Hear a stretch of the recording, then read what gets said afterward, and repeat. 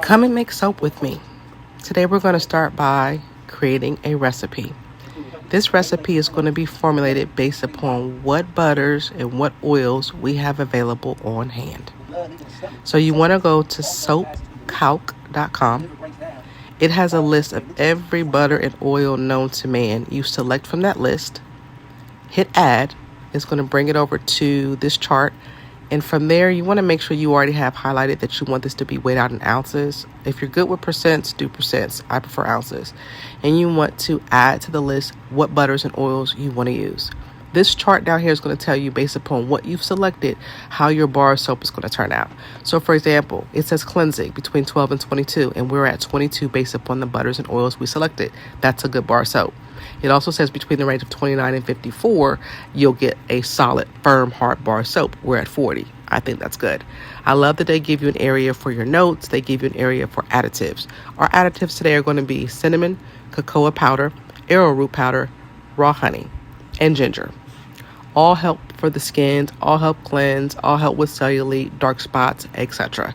Now, it gives you an area for you to name your recipe so that you know it's just what you just created. So go ahead and name it. You want to print it.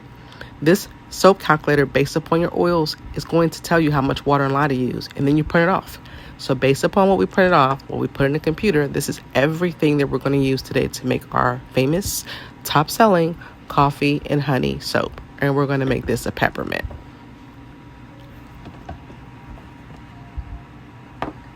As you can see, we have quite a bit of plant-based ingredients, quite a bit of food-based ingredients, meaning what? You guys can eat the food-based side by itself, separate. How cool is that? That the very skincare you're using is also the things that you eat. You are what you eat. You've heard that saying. These are our molds. We got these from Amazon. They are 3 pounds. You want to get you some thermometers? You need to. You definitely need scales. We have 3. I cook our coffee grinds. This is our water that soap calculator told us we needed, how much water and how much lye.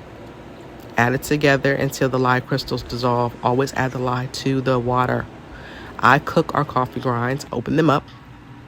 Now I'm measuring them out. Actually, I'm temperaturing them out to make sure the temperature is between 110 and 120. These are our additives. That's our immersion blender. You can get those from Amazon. You can also get them in any local thrift store, Salvation Army, Goodwill. I would say go there first.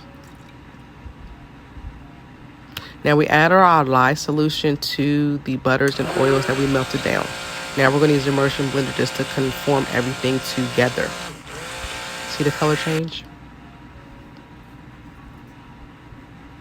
Now we're adding our coffee grinds. To those coffee grinds, I actually already added cinnamon, ginger, cocoa powder, and I added additional cocoa powder for color. That is your arrowroot mixed with your essential oils. That helps essential oils cling to the soap and stay the entire time you're using the soap. That's the ratio of how much coffee grinds you're going to get per soap, per oil. And now I'm just going to go ahead and make sure it's well blended before I pour. Now, as you can tell, it's very watery. It's very lucid. That's because the honey that's incorporated in that is raising the temperature of the lye in the oil. So it's literally cooking. It's going to start turning into a jelly or a pudding. So for me, I like to pour this in as soon as possible. Our individual molds weigh 4 ounces each. And I love them because you just pop them out. By tomorrow, this is going to be ready and set for them to come out with ease out of these silicone molds that we got from Amazon. And I believe we got one set from possibly Temu.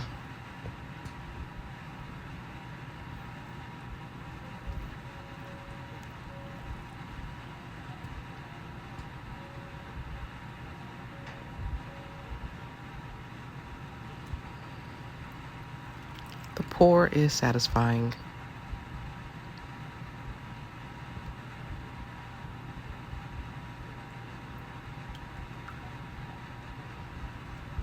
Does anyone else love making soap?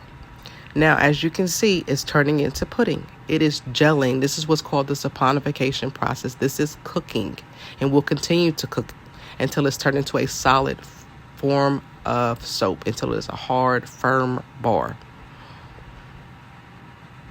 So I'm adding some soap coffee beans. This is going to sit overnight. Tomorrow we can unmold and it's going to come out looking just like this, minus, let's say, texture, minus color. These are our lavender, hence the lavender stripe and the lavender on top of the bars. That is peppermint. These are our samples. And this is your finished product.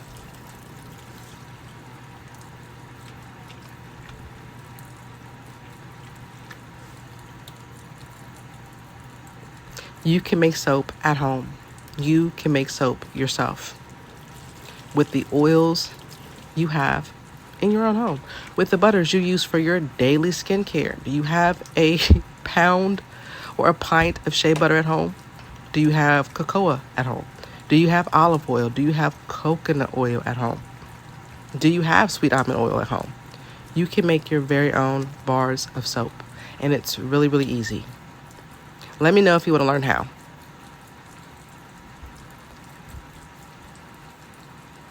This is my lather. What's yours?